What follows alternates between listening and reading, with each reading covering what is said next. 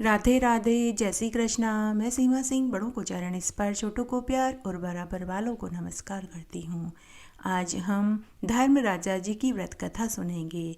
कार्तिक मास में सभी कथा कहानियों के साथ में धर्मराज जी की कहानी भी सुननी चाहिए। आइए अब हम कार्तिक मास का संपूर्ण फल पाने के लिए धर्मराज जी की व्रत कथा सुनते हैं।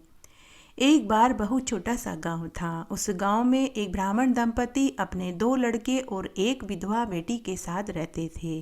वे बहुत निर्धन थे, लेकिन निर्धन होने के बाद भी वे अतिथि सत्कार में हमेशा लीन रहते थे। रोजाना एक अतिथि को भोजन कराने के बाद ही वे भोजन करते थे। यह उन्होंने नित्य का नियम ले रखा था। संयोग से अगर कोई अतिथि नहीं आता तो वे गाय को हरा चारा और चिड़िया को दाना डालने के बाद ही भोजन करते थे। तब एक बार चौमासे में लगातार 4 दिनों तक बरसात होने से ब्राह्मण के आंगन में अतिथि तो क्या, कोई चिड़िया तक नहीं आई। ब्राह्मण अपने नियम का पक्का था, इसलिए उसने 4 दिन तक उपवास रखा। ब्राह्मण के साथ उसकी पत्नी और उसकी विधवा बेटी ने भी उपवास रखा। ब्राह्मण की यह कठिन परीक्षा थी, वह भूखों मरने लगा। ब्राह्मण ने अपने दोनों बेटों को काशी पढ़ने के लिए भेज रखा था। जब वह ब्राह्मण दंपति और उसकी बेटी भूखों मरने लगे तो भगवान को उसके ऊपर दया आ गई। तब भगवान ने हंस और हंसनी का रूप धरा और ब्राह्मण के आंगन में पहुंच गए। स्वयं भगवान विष्णु और माता लक्ष्मी ब्राह्मण का नियम रखने हेतु आए थे। ब्राह्मण दंपति यह देखकर बहुत प्रसन्न हुए और घर में से दाने लाकर आंगन में डाल दिए, लेकिन हंस और हंसनी ने एक भी दाना नहीं चुगा। इससे ब्राह्मण दंपति और उसकी विधवा बेटी दुखी हो गए। तभी हंस का वाचा फूटा और वह बोला कि हे ब्राह्मण, हम तो मान सरोवर के हंस हैं, हम तो सच्चे मोती ही खाते हैं। यह सुनकर ब्राह्मण दुविधा में पड़ गया। वह मनी मन सोचने लगा कि घर में तो खाने के फाके हैं, सच्चे मोती कहाँ से लाएं। लेकिन ब्राह्मणी बड़ी ही समझदार थी। उसने हिम्मत रखी और वह गांव के झवेरी के पास गई और वहां से 1.25 सेर सच्चे मोती उधार मांग कर के लाई और आंगन में बखेर दिए। हंस और हंसनी ने प्रसन्न होकर सच्चे मोती खाए, पानी पिया और उड़ गए। 4 दिन से भूखे ब्राह्मण दंपति और उसकी विधवा बेटी ने शांति से भोजन किया। भोजन करने के बाद ब्राह्मण की बेटी जब बर्तन मांजने आंगन में आई तो उसने वहां एक मोती पड़ा हुआ देखा तो उसने उठाया और तुलसी क्यारे में डाल दिया। रोज की तरह ब्राह्मणी जल्दी उठी, नहा धोकर तुलसी क्यारे में पानी सींचने के लिए गई तो उसने देखा कि तुलसी की डाल डाल में सच्चे मोती लड़झड़ लटक रहे थे। यह देखकर वह अचंभे में पड़ गई और उसने अपने पति को पूरी बात बताई तो उसका पति भी आश्चर्य में पड़ गया। ब्राह्मण दंपति की लड़की भी सच्चे मोती की लड़ी देखकर बहुत खुश हुई। फिर ब्राह्मणी तुलसी क्यारे में से सच्चे मोती बीनकर 1.25 सेर मोती वापस झवेरी को दे आई।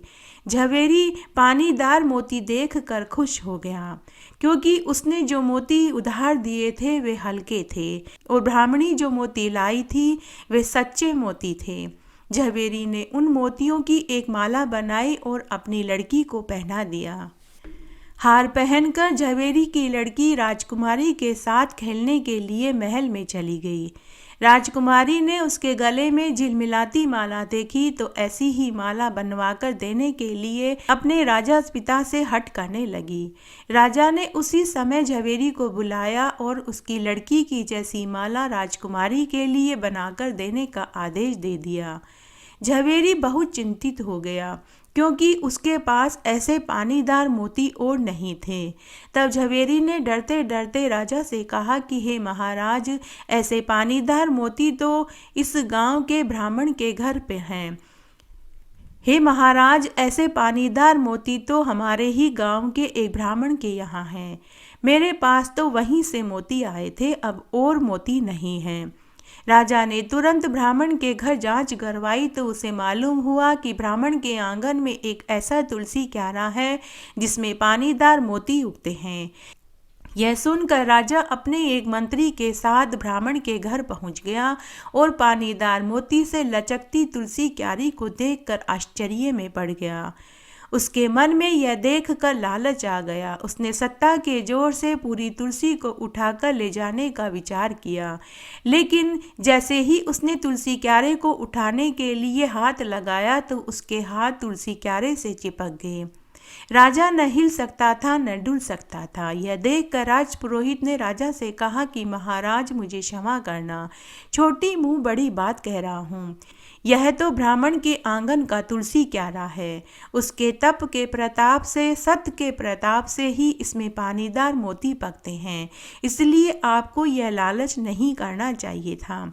अगर आपको अपना हाथ छुड़वाना है तो आपको ब्राह्मण से क्षमा मांगनी होगी, तभी आपको मुक्ति मिलेगी। तब राजा ने ब्राह्मण दंपति से अपनी गलती की माफ़ी मांगी। उसी क्षण उसका हाथ छूट गया। तब राजा ने ब्राह्मण को बहुत सा धन दिया और वापस अपने महल में आ गया। इस तरह समय व्यतीत होने लगा। ब्राह्मण ने बचपन में ही अपने पुत्रों को, जो काशी पढ़ने के लिए भेज दिया था, अब उनकी पढ़ाई पूरी हो चुकी थी, वे वापस घर आ गए। ब्राह्मण और ब्राह्मणी भी अवृद्ध हो चुके थे, इसलिए उन्होंने अपनी माल मिल्कियत दोनों भाइयों में बराबर बांट दी और तीसरा भाग अपनी बेटी को देने का निर्देश अपने दोनों पुत्रों को दिया। समय पूरा हुआ तो ब्राह्मण ब्राह्मणी मृत्यु को प्राप्त हो गए। दोनों भाइयों ने अपने माता पिता के जीवित रहते बहन को अच्छी से रखा, लेकिन माता पिता की मृत्यु होने के बाद, दोनों भाइयों की शादी होने के बाद दोनों बदल गए और बहन को तीसरा हिस्सा देना बंद कर दिया। ब्राह्मण दंपति ने अतिथि को भोजन कराने के बाद भोजन करने का जो नियम ले रखा था, बहन ने उसे जारी रखा, लेकिन भाई उसे भूल गए। परंतु बहन ने यह नियम कायम रखा। उसके आंगन से कोई भूखा नहीं जाता था। वह बड़ी ही धर्मनिष्ठ थी। वह हमेशा सभी तरह के व्रत उपवास किया करती थी और समय समय पर दान पुण्य भी करती रहती थी। उसने अपने जीवन काल में गाय का दान भी किया। समय के अनुसार बहन थोड़ी बीमार हुई तो एक दिन मृत्यु को प्राप्त हो गई। बहन की मृत्यु का समाचार सुनकर दोनों भाई आए और मृतदेह को शमशान में ले गए। बहन बड़ी ही पवित्र थी और उसकी आत्मा शुद्ध थी, इसलिए उसके द्वारा किया गया गाय का दान क्षण मात्र में ही उसे वैतरणी नदी के पार ले गया। उसके द्वारा किए गए जूते दान से उसे यम मार्ग में जरा भी गर्मी सहन नहीं करनी पड़ी। उसने वस्त्र दान किया था, जिससे गर्म सरियों पर कपड़ा लिपट गया और वह स्पर्श करते हुए पार उतर गई। उसके द्वारा किए गए अन्न दान से उसको भूख का दुख भी नहीं उठाना पड़ा। उसकी आत्मा सभी विघ्न पार करके धर्मराज जी की चौखट पर पहुंच गई। धर्मराज जी ने उसका हिसाब किताब देखा। तब चित्रगुप्त जी ने धर्मराज जी को उसका लेखा जोखा पढ़कर सुनाया। तब धर्मराज जी ने उससे कहा कि बहन, तूने बहुत दान पुण्य किए, तेरा वह सब यहाँ संचित है, लेकिन तूने मेरे नाम का न व्रत किया और न ही कोई दान पुण्य किया, इसलिए मैं तुझे वापस मृत्युलोक में भेज रहा हूँ। तू मेरा व्रत पूरा करके आना। बहन सोच विचार में पड़ गई और धर्मराज जी से पूछने लगी कि हे धर्मराज जी, आपका यह व्रत किस विधि से किया जाता है? कृपा करके आप मुझे विस्तार से बताइए। धर्मराज जी बोले कि मेरा यह व्रत कोई बैसाख में करता है, कोई माघ में, तो कोई कार्तिक मास में, तो कोई मकर संक्रांति के दिन से शुरू करता है। कोई यह व्रत साल भर करता है, कोई 6 महीने, कोई 1.25 महीने, कोई 7 दिन करता है। व्रत के समय प्रतिदिन घी का दीपक जलाना चाहिए, हाथ में चावल रखकर कथा कहानी सुननी और बाँचनी चाहिए और अंत में व्रत का उज्जमन करना चाहिए।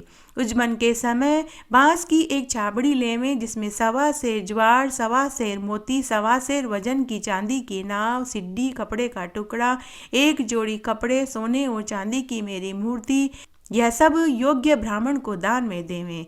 अगर सोने चांदी की क्षमता न हो तो तस्वीर भी ले सकते हैं। फिर नैवेद्य में 1.25 सेर आटे की सूखड़ी बनाकर उसके 4 भाग करें। 1 भाग छोटे बच्चे को, 1 भाग गाय के ग्वाले को, तीसरा भाग अड़ोसी पड़ोसी में बांटें और चौथा भाग स्वयं खावें। तो बहन बोली कि हे धर्मराज जी, मैं आपका यह व्रत जरूर करूंगी। बहन की आत्मा ने यह कहा। उसी समय धर्मराज जी ने उसकी आत्मा को उसके मृत शरीर में छोड़ दिया।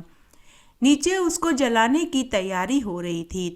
जैसे ही उसके शरीर में हलचल हुई तो सभी लोग डर कर भागने लगे। तभी लक्ष्मी जी बुढ़िया का रूप धरकर वहां पहुंची और बोली कि ठहरो, अभी इसे आग मत लगाना, मुझे लड़की का मुंह देखना है।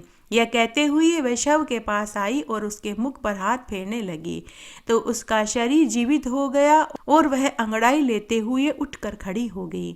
वहां खड़े सभी यह दृश्य देखकर आश्चर्य में पड़ गए। बहन को जीवित देखकर भाई खुश हुए और उसे अपने साथ घर ले जाने लगे, लेकिन बहन ने कहा कि भाई मैं तो अपने घर में वापस जाऊंगी। तब बहन उसी बुढ़िया को लेकर अपने घर में आई और बहन उस लक्ष्मी रूपी बुढ़िया माता से बोली कि मेरे व्रत के प्रताप से अब मुझे धर्मराज के दूत स्वर्ग में ले जाएंगे। माँ जी, मैं आपको भी स्वर्ग में ले चलूंगी। तब बहन ने धर्मराज जी का व्रत पूरे विधि विधान से किया और उसका उज्जमन किया। समय पूरा होते ही वह मृत्यु को प्राप्त हो गई। इस बार धर्मराज जी के दूत उसे देव विमान में बैठाकर लेकर गए। बहन स्वर्ग सिधार गई। उस समय घर में जगमगाते दिए जले, आंगन में कक्कू के पगले मंड गए, मोती के सतिया बन गए। यह देखकर सभी गांव वाले और उसके भाई भाभी भी आश्चर्य में पड़ गए। इस प्रकार धर्मराज जी के व्रत के प्रताप से और दान पुण्य से बहन को स्वर्ग का वास मिला और साथ में बुढ़िया को भी मिला। हे धर्मराज जी, जो कोई भी आपका व्रत श्रद्धा पूर्वक करे उसके ऊपर आप अपनी कृपा दृष्टि बनाए रखना और उसकी आत्मा को सद्गति देना और यम का मार्ग सुगम कर देना। घटती हो तो पूरी हो, पूरी हो तो परवान चढ़े, भूले बिसरे नाम तेरे भंडार में भरे। इस तरह आज मैंने आपको धर्मराज जी की एक पौराणिक कथा सुनाई। आशा करती हूँ यह आपको जरूर पसंद आएगी। मेरे साथ बने रहने के लिए आपका धन्यवाद। आगे की कथा कहानी के लिए भी आप इसी तरह मेरे साथ बने रहें। धन्यवाद।